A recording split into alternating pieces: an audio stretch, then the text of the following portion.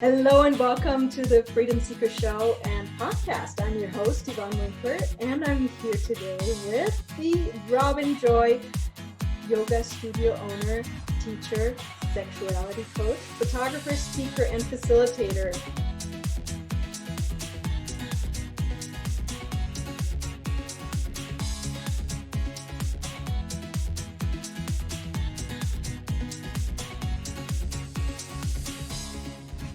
Welcome back, Robin. Thank you for having me back. I am so excited that you are back on the Freedom Seeker Show. And in the past episode, which was so fantastically labeled Orgasm, Your Way to Success, we had a conversation about why sexuality, or sexual energy, I should say, is the most creative force, and why it's so difficult for us women to embrace just who we are authentically, and why when we're single we are all about quenching that physical need, but when we're in relationships that might dwindle away. We covered so many amazing topics in that last talk, and if you've missed that, please go back to either my YouTube channel or my website, yvonnewinkler.com/blog, and look for the episode called Orgasm, Your Way to Success. It was fantastic. Today, Robin and I, because we're so incredibly passionate about women being empowered or empowering themselves to want what they want unapologetically, we put together 5 tools to create 2020 your way. 5 tools for you to stop playing small and to actually live your life and expand to what you want to be. So Robin, do you actually have like a ritual of some sort that you do prior to the new year, or does your new year start with new year? I do. I do a lot of contemplation, a lot of journaling. It's actually one of the only times of the year where I sit down and really dig into how I'm feeling, what the last year was about and what the next year is going to be. There's something about that clean slate of the calendar changing that feels like the right, even though, and I think many people might actually be feeling this, it's actually kind of hard to think about big goals and big dreams and desires when we're in the time of year, in the Northern Hemisphere, where we're actually hibernating, where we're going inward, where, it's hard to be so expressive because it's like not actually what the season is about. But there's just something about that turning of the page that gets me going every year. And I feel like that fresh slate, I can just build on some of the habits that I started the year before and just dive in. So it is contemplation. I've done desire mapping. Absolutely. I felt so good about my desire mapping last year that I skipped it this year, and I'm sticking with the same core desired feeling for another year. They worked so well. I'm not giving them up anytime soon. Well, and there's something to be said about really doing that work and finding those core desires that how you want to feel, and there's no time limit on them. These are how you want to feel most of the time, right? So it's really awesome. That is that is great that you could save yourself that step this year. But that fresh start, no matter how we feel about New Year's resolutions, that fresh start, I think, is, and whether we are in the Northern Hemisphere or anywhere else in the world, that fresh start just seems to be a fresh opportunity, right? Like a new opportunity, like you called it, turn the page. I love that. And I was speaking with a friend earlier today, and I said, it's really cool that for me now to actually be aware of the fact that I don't have to start from wherever I was a few years ago. Like, just because maybe something didn't quite work out the way I had wanted it to be, doesn't mean I'm back to square one. It actually means I'm just starting from a fresh start. Like I'm starting somewhere else. Yeah. Mm-hmm. Yeah, I love that. Yeah, you know, I want to throw in a couple of pointers here, because I feel like lots of people got away from making New Year's resolutions because they have experienced that disappointment that Mhm. comes with breaking them. And I've heard a statistic the other day that 54% of people fail to keep up their New Year's resolutions past 6 months. I Yeah. think that's quite, um, like, I would have actually figured that would be more. And in fact, in Canada, according to the Association of Psychology in Newfoundland and Labrador, they did a study and they suggested that 80% of people fail at their New Year's resolution past mid-February. So that sounds a lot more real to me. That's been my experience for sure. Right. And so I just want to say to the audience that, you know, it's not, you're not alone. We all struggle with how to how to maintain our good intentions, because I do believe that every one of us has the intention to be happy and joyful and transform. We all set out with the right intentions, but there is stuff that gets in the way. And that is something that we want to talk about a little bit about today, to help you set yourself up so that you can see your intentions through for 2020 and possibly the next decade. So how can we set ourselves up for this transformation and for this joyful living that we're aspiring to? You know, I am so, so deeply influenced by desire mapping, of course, and being heart-centered in an approach. And I would take that even further than heart-centered, and just, what does your body need? You know, what are you craving? Yeah. What do you long for? What do you desire? And not, you know, I think we tend to be so qualitative or quantitative, or, you know, just very, you know, I like a good SMART goal now and again, you know, but they are so, there's a lot of pressure in that. Mm-hmm. And so what if we took away the SMART goal and said, well, how do you want to feel? Like, what does your heart need? What does your soul need? What does your body need?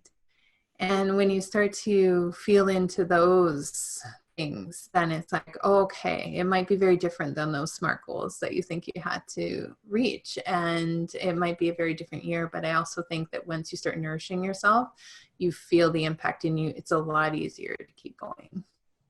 Absolutely. And it speaks to also being very, letting go of maybe expectations that aren't yours, right?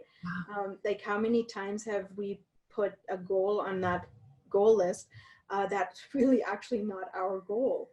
But, Totally. you know, we thought that we had to do that in order to fit in or be liked or get approval from somebody.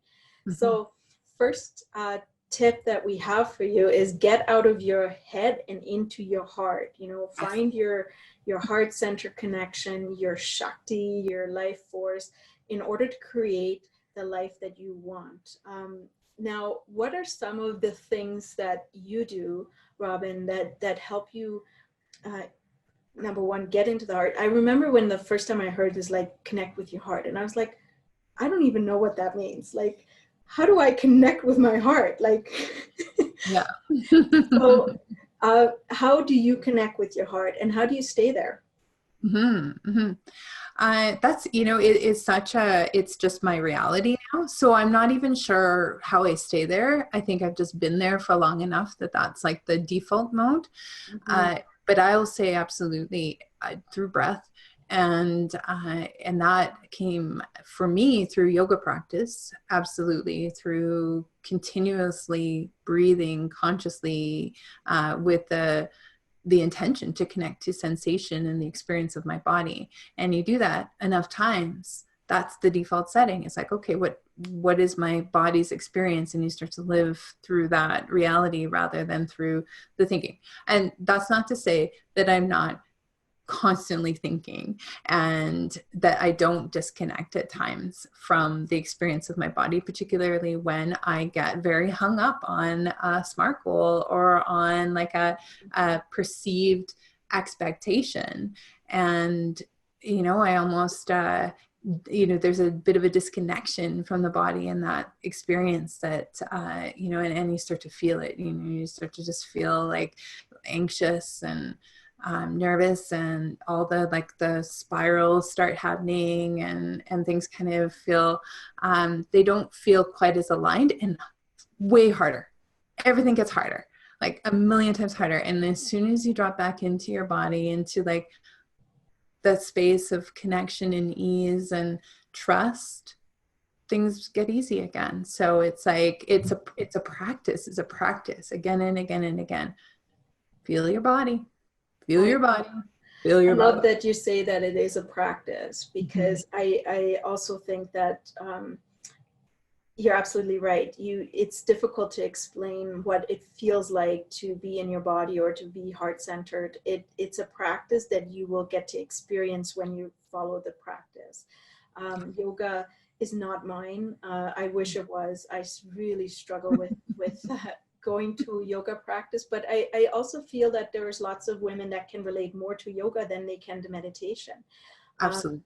For me, yoga, meditation, pardon me, has been my go-to, and it took me many years. Like, I've been working with meditation tools now for the better part of probably 5 or so years, and it's been taking me a long time to make it a routine practice where I do it almost every day. I'm right now I'm celebrating that today was my 12th consecutive day, so I too, don't always manage to do it every day, but I love how it just keeps me centered.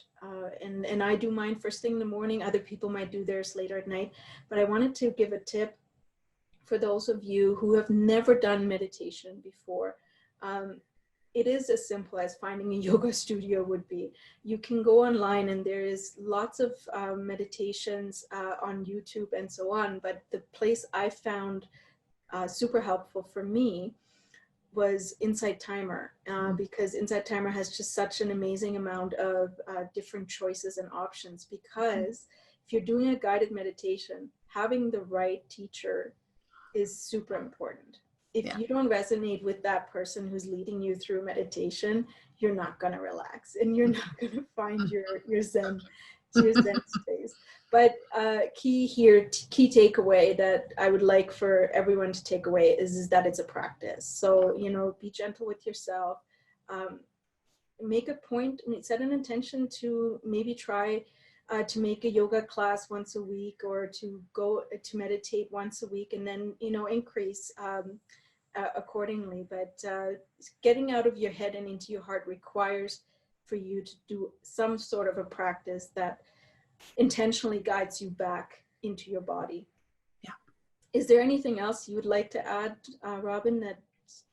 Yeah, I do actually really love Danielle Laporte's heart centering meditation. I mean, when you're talking about intentionality behind a practice, I love how she, this is a way when you're feeling not how you want to feel, you can take, just a few moments and shift right in your heart space, and invite and set intention to feel the way you do want to feel. So it can be so easy once you start to establish the practice. And as soon as you practice meditation regularly, the spaciousness that you have to start to make those choices to step out of your head and into your heart becomes more great. That space is bigger, and that is actually quite a liberating feeling. I love that. Thank you for adding that. And she set it up. You can go to her website and sign up for it. It's free right now, actually. So you can download it. And I loved how she set it up so that you can take as much time with it or as little time, and you can actually drop in at any, like in the grocery store, if you're feeling like this overwhelming feeling. So I enjoyed it a lot, actually, how she set that up. So heart centering meditation from Danielle Laporte. Yes, absolutely. Thank you. Our next tip is find a community, find a coach or a community that shares your values. I've said this many times on here and in my groups. when we're learning something new, I don't know where we get the idea that we have to do it on our own. Like no athlete, no president, no prime minister, no figurehead of importance and relevance that we aspire to does it alone. They have coaches around them, they have mentors around them, and we can have the same. I mean, we're living in a time right now where mentorship and coaches are galore, like, you know, and there's lots of communities. So I know for a fact that I thrive when I'm in community with women or with people that are like-minded, that have the same values as I do.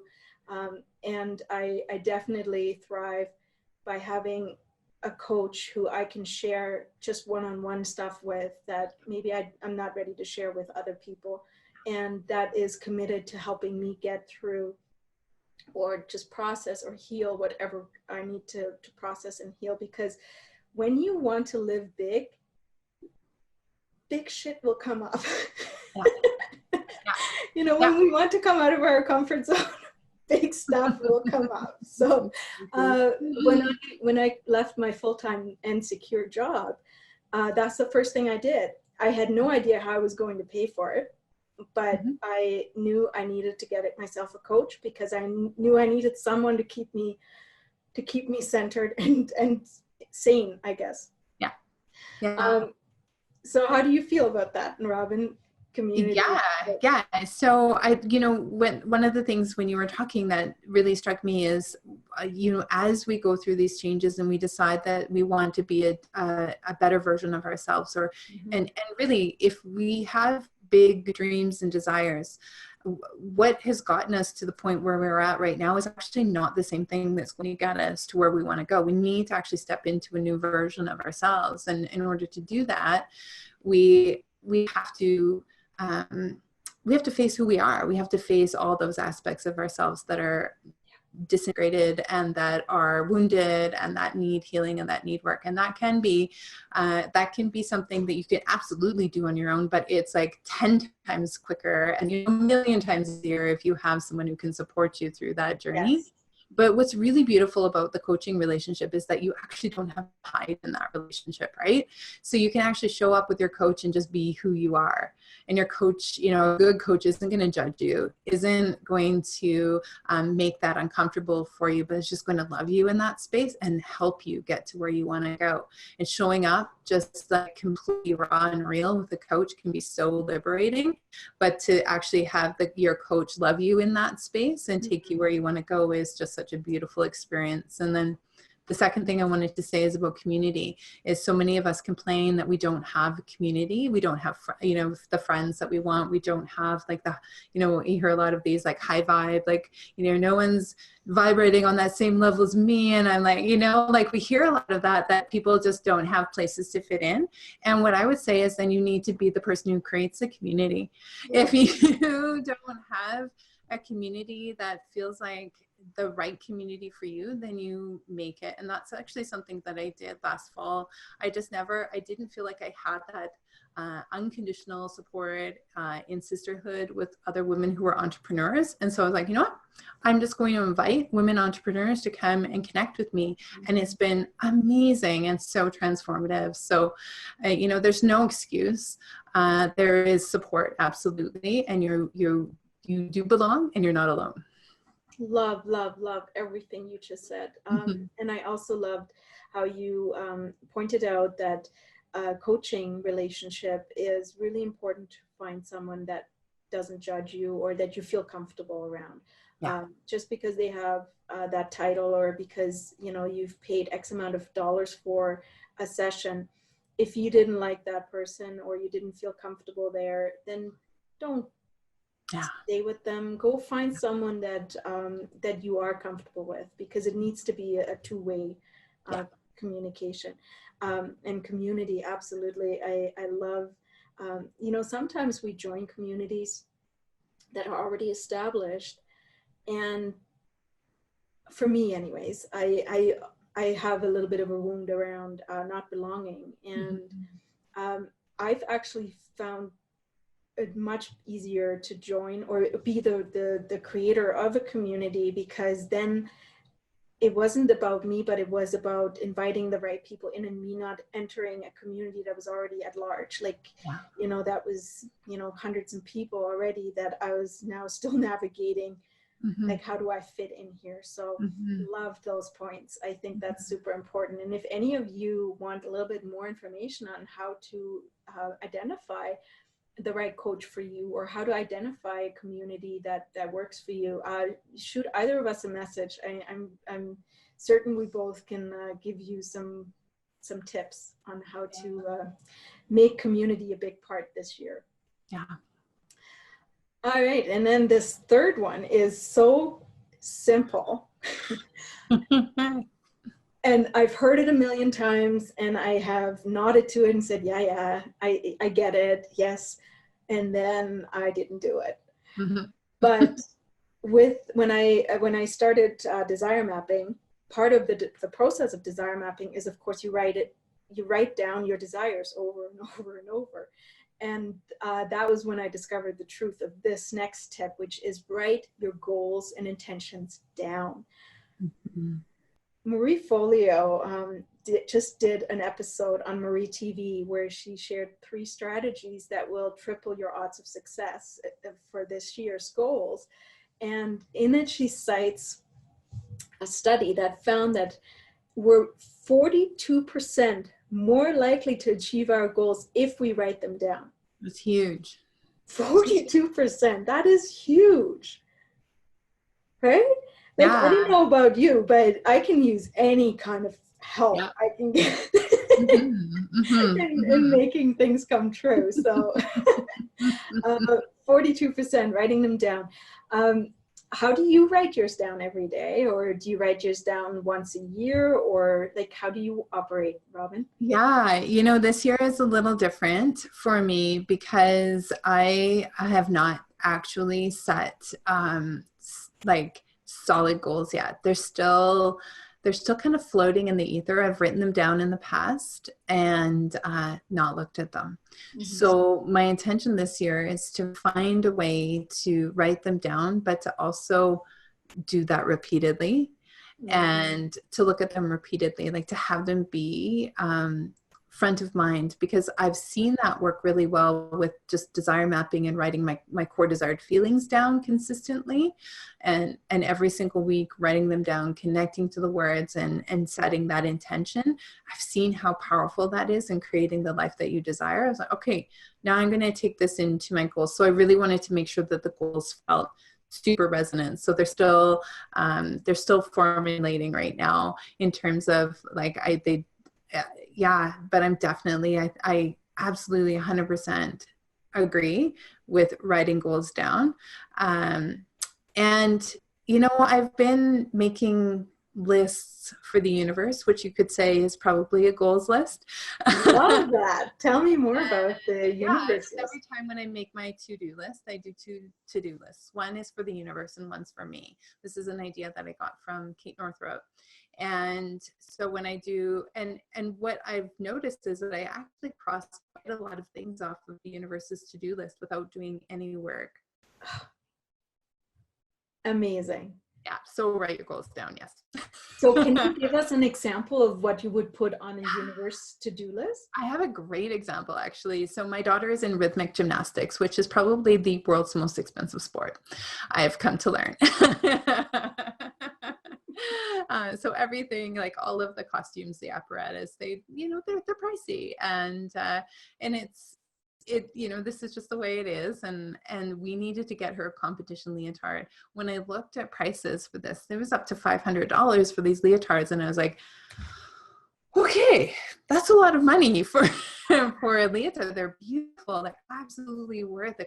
Craftsmanship is absolutely beautiful. So I just started putting my to-do list, the perfect leotard. I put the perfect leotard for Daphne at a price that we can afford right now. So that every single week since September. Last week, I picked up her leotard. It's absolutely gorgeous. $70. Oh my God, Robin, high five. I know. Way to go. Yeah. Yeah. And I Yeah. didn't do anything other than just like follow little threads of like, okay, maybe there's one here, and like, you know, and just being consistent with keeping it there, because I kept, you know, kept it top of mind. It was starting to be like, okay, we need this in 2 weeks. It's starting to get stressful, and you know, just in that space of trust that it's going to happen. Yeah. So, and things, you know, I wish for people's wellness. I wish for, you know, so, but what it has been is that repetition of writing it down every week has made a huge difference. So yeah, without a doubt, I do believe that is, there's some power in that writing down.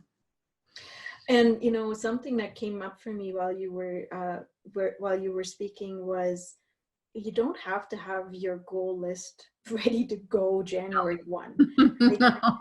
you know, it's something that in the desire map facilitation we do a lot as well, is you know, don't just, like, I had to laugh when I read Danielle's note on that. Don't tattoo your core desired feeling onto your arm just yet, you know. Yeah. It's true, because it may change, and you might want to just try out each word or each desire for a little bit before you make it your core desired feeling, and you need to be willing to change it, or just be flexible to change it. So, and the same is true for other intentions, and whether they're hard goals or if they're core desires. We to learn to be flexible. I remember when I went backpacking through Europe, I had an idea of all the different places I wanted to see. But what I was very intentional about was not to plan it all out and decide this is when and how it needs to go down. I just left it wide open to the universe on how this was going to shape up. And the fact alone that I had an idea of what I wanted was all it needed. Rest is up to the flow, right? Yeah. And so I love that, and you will figure out a way. I am certain of it. And thank you for that tip on having a universe. I'm going to do that. Game changer. Yeah. I will do that. So let's talk a little bit. This is our tip number 4, is the Desire Map Planner. If you have a planner already that you are loving and that you're comfortable with, by all means, make it work for you. The Desire Map Planner, I personally love it because Danielle has all of these different prompts in it that trigger on days when you're not quite sure what to write or what you're grateful for. It just is a really beautiful reminder every day how you want to set your day up. So with devotion, with gratitude, with only 3 to-dos. That has always bugged me. It's like, oh God, there's got to be more than 3 to-dos. But it's obviously very intentional. It's just so that you focus your absolute 3 must-dos, not worry so much about the email inbox. You know, who cares if there's 2,000 emails there. And then it's just beautiful. And that's something that I really learned through working with Danielle Laporte, is the attention to beauty around me in everything. Like, whether it's the planner, or whether it's her truth bomb cards, or whether it's the feel of the business card, or whether it's the feel of the where I'm sitting, where I'm writing my work, the space I created to do my work every morning before I get into my day-to-day stuff. That is all so intentional and such a big part of the process. So if you do not have a system, or let's call it a system. It's not the word I wanted to use, but let's call it a system. If you don't have one in place yet, this might be a great thing for you to try out, especially if you're resonating with everything Robin and I are saying right now, because that is where we both are coming from, is from that space of heart-centeredness and creating with intention and beauty. So yeah, desire mapping, gratitude, devotion, and both Robin and I are desire map facilitators. And I don't know, I forgot to ask you that before we started, if you have anything coming up within the desire map realm, but No. I have a life workshop on Saturday for the planner, just to go through the planner and help you navigate that. But I also have a retreat. So if you are really digging what we're laying down right now, the retreat is on January 24th to the 26th in Bragg Creek here in Alberta. And it's going to be very intimate, but it will be 2 days of really embracing the space we've created and the people that are with you to desire map your 2020. So if that sounds like something, then go to my website to events and register today. Robin, do you have anything to add about Desire Map planners and the likes? I have used that planner. I used it for 3 years in a row. This year, there's actually a woman that was local to me, so I bought her planner this year because and actually I feel like I would do that with Danielle's blessing as well to support local beautiful women who are creating amazing things. And I just wanted to say there's only 3, there's a top 3 for the whole freaking week in this one. So I miss my top 3 every day in my Desire Map planner. Oh, wow. The top 3 for the whole week. Yeah, I love the planner. The weekly was totally my jam, and definitely will be going. I'm debating, but I miss it. I definitely will reconsider it for next year for sure. Well, but that's a good thing to know. It's the simplicity of it is what I like, is that it's just really, there's not too much to it. And if you do Desire Map, if you have core desired feelings, it's such a great way to stay connected to them. But as far as it goes, the thing that you were talking about around beauty, and I think that that's such an important thing for women who are feminine leaning. That is, who feel really comfortable in feminine energy, flow, creativity, emotionality, sensuality. If that resonates deeply for you, if that feels like where you lean, but you also are driven and you want to be successful, I think that's such a great way to do your planning, is to make it art, to make it beautiful, to make it, to use all of the highlighters and all of the fancy pens and all of the stickers and all of the things. I think that method of planning actually helps to connect you to your creativity and to your sensuality, and I think can take away some of that that kind of like like the hardness, the go, the kind of like laser focus that can tend to be actually quite a masculine trait, right? That kind of get to the finish line type of mentality can be a very masculine trait. And if you want to be connected to your sensuality, which of course is a big part of my work, I highly recommend planning in ways that are beautiful. And for that reason, I also co-plan. I use about like 20 different things when I plan out my week. It's kind of insane, but I do use a dot journal planner as well, because I can be very creative in that. yes. And that's where I do my universe to-do list and my to-do list. So yeah, so beauty, I think, is such an important part of it. And I do also want to say that doing, getting your core desired feelings and going through the Desire Map, being inside a held space with a facilitator is really one of the best ways to go through that process, and to do it with other people. You get your core desired feelings are so much more resonant when you do it in that way than when you do it on your own. It's not that you can't do it on your own, but that group experience is so powerful. Thank you. It truly is, especially with some of the areas of our lives that we're struggling with already, to just have a little bit of guidance, or to hear what other people are saying, or to hear what other people are going through. It just, it really helps get through your own blocks that you might have in that area. So I really appreciate you saying that. Yeah. And that really beautifully rounds us right back to where we started, which is the importance of the feminine, that Shakti energy, and how that is such a different way of approaching business planning, life planning for a year or for a decade, or for a week for that matter.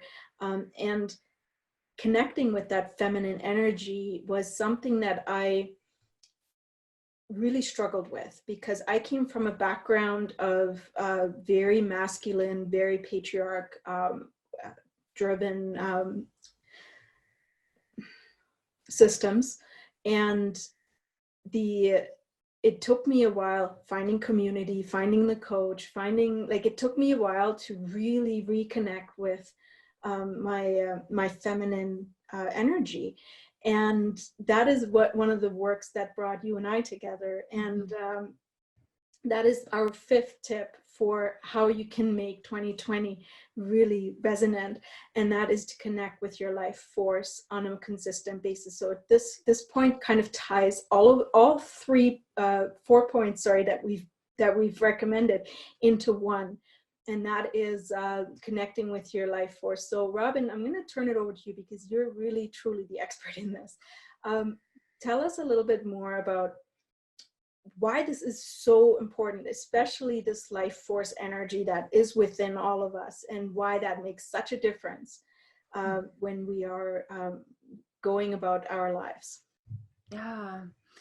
Oh, there's so many things. Like, just as you're talking, I just have these ideas just swirling around, and I'm just going to go with a very basic one to start with, which is that when we do anything, I feel like it's so important as part of that process of going after desires, or reaching goals, or working hard, that's balanced with pleasure. And actually, even just yesterday, I led a workshop inside my Facebook group about this, where I said, let's plan 2020 with pleasure, with purpose and pleasure. There has to be that balance. If you don't, and I mean, I think that's really what desire mapping is about. It's like, get your heart on the agenda. And I'm saying, make sure it feels freaking good, because it's not going to be sustainable if it doesn't. Yeah. And, we women are very resilient. I heard a study today that actually, where they did studies on lab rats, where they put them in water and had them swim, and they couldn't get out. And actually, the female rats gave up. The male rats gave up almost instantly, and the female rats just were they had this life force energy that was I am determined, and I'm resilient. But the problem in that is that we burn out, because we just keep going. We don't stop. We're not hey, enough.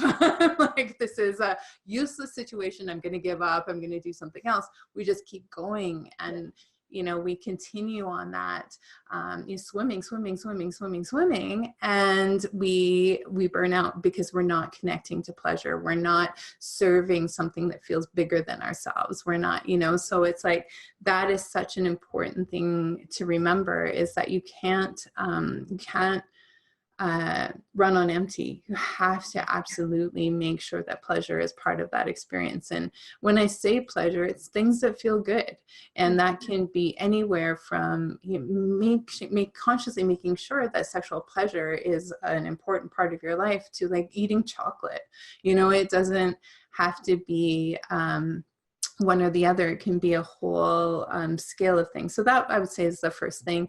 And then one of the things that I see again and again in self-help work, and I would say that Danielle Laporte's work is probably the closest I've ever seen to, and really in the most recent developments of desire mapping, with what you're going to be teaching with the new materials, where she's given tools for living.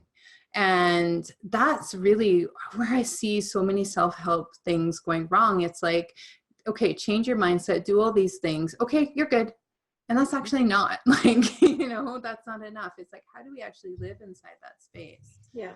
And I, because I have a system of a transformation that I use with women called the Freedom Cycle, we go through the connecting to our bodies and connecting to our heart space. We go through the healing that needs to happen to heal the core wounds that are holding us back from what we want. We go through the awakening process to find the things that light us up and turn us on and make us feel good. And then we move into this final stage of the cycle, which is devotion.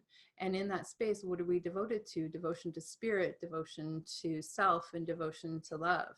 And it's in those practices that you live, right? It's in that devotion that you get to live your life. And when that gets hard, it's a really good clue that you could do some more healing work, that you could do some more journeying, that you could do some more discovering, because it's like, it's not that there's something wrong with you, that it's hard to be devoted to nourishing yourself, or nourishing a relationship, or nourishing your spiritual connection. It's not that that's like an inherently like that there's something wrong with you if it's hard to do. It's like, that's just an indication that somewhere along the way you've been wounded, and that there's some healing to do, so that it can be easier to live in devotion to these things that matter. And you know, so I think it's really important to have those aspects of like, what makes me feel good? You know, how can I serve love?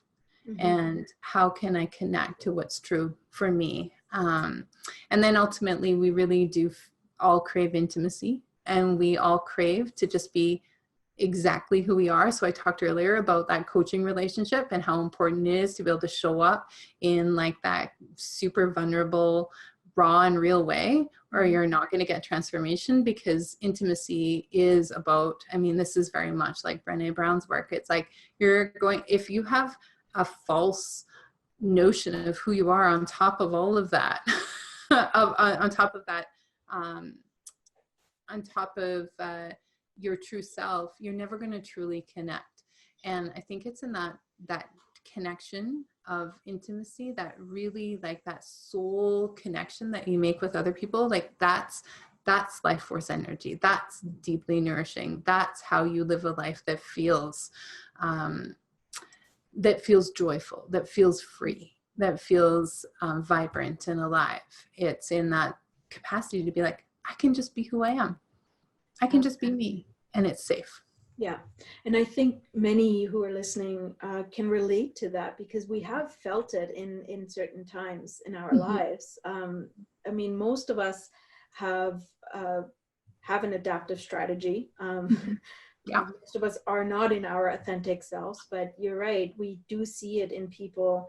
I can see it very clearly and very quickly in people that are very connected with themselves, and that authenticity shines through just as quickly as I can see someone who's completely blocked and completely fake about things, right? So I love that. So tell me, Robyn, within that freedom cycle that you teach, you have a program around that, correct? Yeah. Called Radiant Woman. Yeah. And it happens to be open right now. Yes, it does. So this is round 2. And you know, what's been really amazing about running the program once already is that I've learned so much about what the freedom cycle really is. It just came to me.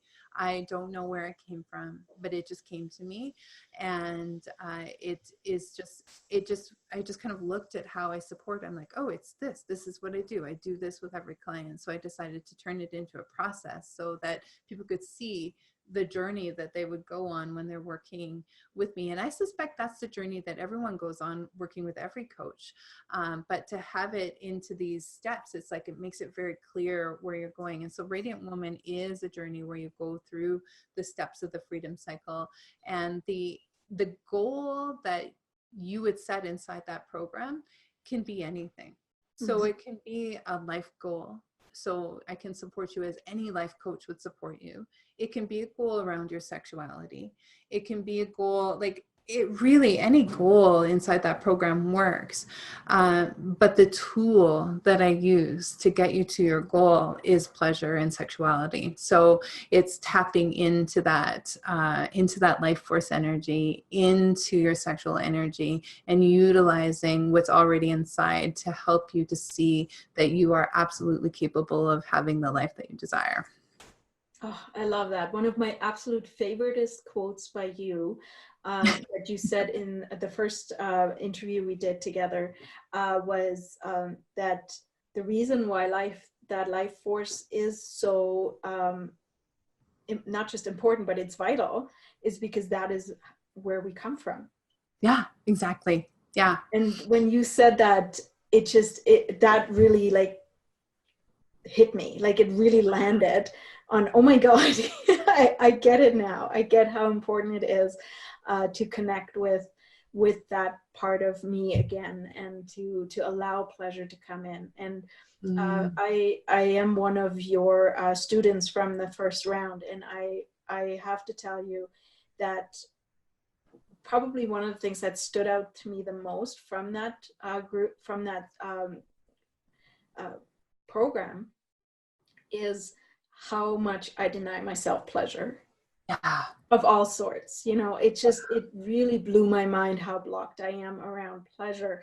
So here I am teaching the world, oh, it's all about joy and pleasure, and, you know, we need more of it. And I get it, like I get it, but I always say I get it intellectually, yeah, but I haven't embodied it yet. And yeah. so that devotion practice you spoke about earlier, and the embodiment, is something that I absolutely agree with you wholeheartedly on. Is we can get something from a book, we can get something from a course, we can get something from a teacher, but until we actually embody that lesson, it's not a transformed situation. So yeah, yeah. I encourage everyone who resonates at all with everything we've been saying here, and has this strong desire to just be free and to be enjoying life and not making it so damn hard, and Yes. go with flow, and to just not fight the current. Like, this is probably one of my favorite expressions, and it's come up a lot actually for my desire mapping this year. I don't want to swim against the current anymore. Like I want to just run with the current. Yeah. And if that's you, go to Robyns' website now, and her website is robinjoy.ca, and go to the Radiant Woman section and just learn more about it. Set up a quick call with Robyn. She offers to talk with you, answer any questions you might have about this program. That's exactly the path I went through. I was like, I'm really intrigued, Robyn, what's involved? Tell me more. And we hopped on the call together, and it was hands down one of the most important things I have done for myself in all of my, and I'm definitely a personal development queen. My bookshelf is full. I don't think there are many books out there that I haven't read. And I'm certainly been a long time advocate for coaches and therapy and so on. So this has been very different because it isn't therapy. And I want to say that really quickly, because I think one of the biggest misconceptions about self-help is that we approach it from a masculine point of view of fixing things. And that's not what we women especially, but humanity needs. Is we need to heal. And healing is a completely different approach. And Robyns' course, Radiant Woman, is definitely on the right path to heal on your own terms, your own timeline, your own gentleness. That part of you, those wounds, those blocks that you throw up, to really just live your life exactly the way you want to live it. And so I hope you take this call and go over it. You have nothing to lose, everything to gain. Give Robyn a call or just message her, and she'll take care of you. So Robyn, I don't know, do you have anything else to add? I think we covered. Yeah, this is all, I feel like we would be remiss in saying that it's like, it's hard to watch the news these days. It's hard to live in a world that feels like it's crumbling and falling apart. And there's always something devastating in the news these days. And, it might feel actually hard to set goals. It might feel hard to connect to pleasure. It might feel like, oh, why should I have pleasure if, all of this is happening in the world? Like how, that we may actually put ourselves in the space of feeling like we don't deserve to have pleasure because the world is in such a state. And what I really want to emphasize that, part of living in devotion is holding the polarity of what the world is like right now, and seeing that, that we can't change the politics. We're not going to come up with an action plan individually to change what's going on with our climate. We are not going to be able to change those things as individuals, unless that happens to be our job. But probably no one watching, that's not their job. And that's not my job. And so what we do have a responsibility to do is to nourish ourselves in a way where we can connect to this planet and to each other through that space of love. And I think just being able to hold that polarity of what is beautiful and what is joyful and what is pleasurable and then what is painful, and to live in a world where that actually both of those exist and we're not in denial of one or the other. And spiritual practice can actually tend to cause us to deny what's dark. And my invitation is to recognize that practice. So that very first thing that we said, practice and intentionality, and going forward and making a decision to do things, right? To just do things that feel good, that take us closer to where we want to be, that serve something bigger than ourselves. That is actually how we navigate through a world that feels like it's falling apart. And how we don't go into those despair tunnels like, oh, the world is going to end. It's like, well, it's not right now. Let's stop focusing on that and let's focus on what we can do, which is to do things to become better human beings. Beautifully said, and absolutely so important. Let's focus on what we can control, and that is how we show up in the world. And it will have effects. Every day I heal myself, it affects people around me, it affects my family, it affects all lines of my family, actually. So beautifully said. Thank you, Robyn, for adding that. That is beautiful. All right, so since this was so beautiful, let's end on that, shall we? Sounds good. I will leave all of the links in the show notes, and we will see you again next month. Ciao. Hey love, did you enjoy this conversation? Then join in at www.yvonnewinkler.com/blog and leave me a comment of what you liked about this episode and why. If this added value to your life, then please share this with all of your friends on social media and hashtag The Freedom Seeker Show. I really appreciate you watching and helping me spread the word. And as a token of my appreciation for sharing this episode, your name will be entered into my monthly gratitude draw for a chance to win something from my favorite product list. So don't forget the hashtag The Freedom Seeker Show. I'll see you next time. Rise, bloom, and radiate.